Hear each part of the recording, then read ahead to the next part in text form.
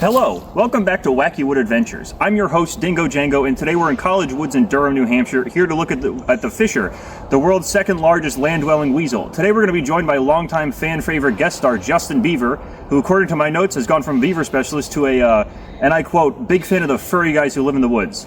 Good grief, let's go find him now.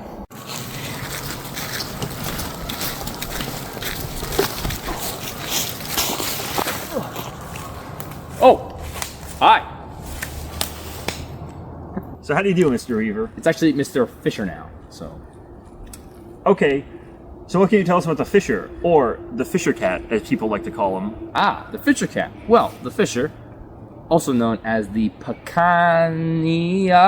pennanti, is part of the Mustelidae family, and they are a group that consists of weasels, wolverines, badgers, and otters. Basically, any of those wiggly guys that can eat meat.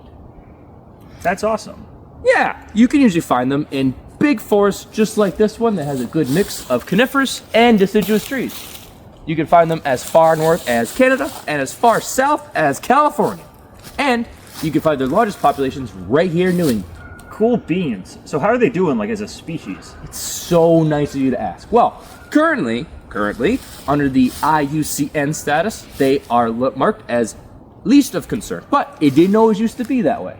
You see, back in the day, people used to love fur clothing. And they would make fur clothing out of fisher fur. So they used to trap fishers, and they began to overtrap them to the point where their population started to decline. Well, as it turns out, people aren't so crazy about fur anymore, and their populations have started to return. Wow, way to go, fishers. Well, don't count all your chickens before they hatch yet, nitwit. Nitwit. Nitwit. So the fisher population's begun to decline again. A study was done by this guy named Mole. Mole? Yeah. I've never heard of him.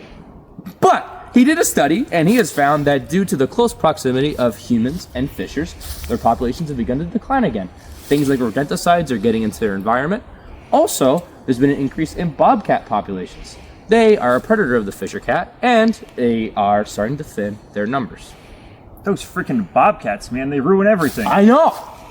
So, Mr. Fisher, as your outfit indicates, you've been known to fully immerse yourself in the lifestyle of the creatures that you study. What can you tell me about the way that fishers live their lives? Well, and thank you for noticing, fishers are a solitary bunch. They pretty much are only together voluntarily when it's mating season. They are active year-round, but the rest of the time, they kind of just stroll around doing their own thing. They are crepuscular, which means they are active during dawn and dusk. And for food, they are opportunistic predators. They pretty much eat any prey that they can get their hands on, though they do eat small mammals too. Notably, they are one of porcupine's most common predators. That's awesome. Indubitably.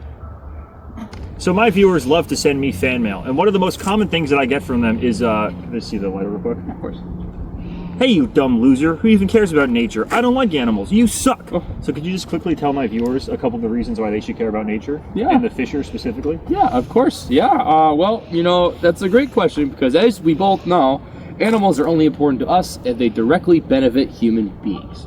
So, I can tell you how fishers benefit us. First of all, for whatever freaks are still into buying pelts, fisher pelts are a lucrative animal product that can fetch you a pretty penny if you sell it to certain companies.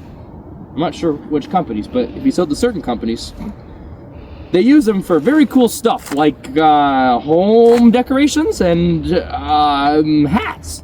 Second of all, they are the mascot of New Hampshire's very own Fisher Cats minor league baseball team.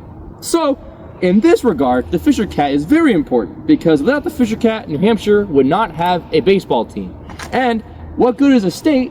What's the point if it doesn't have a baseball team?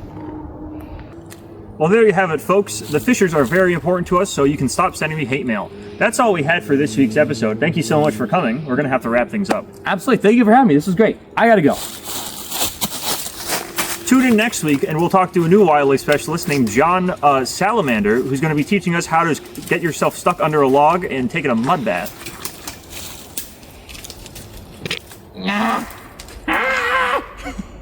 Ah!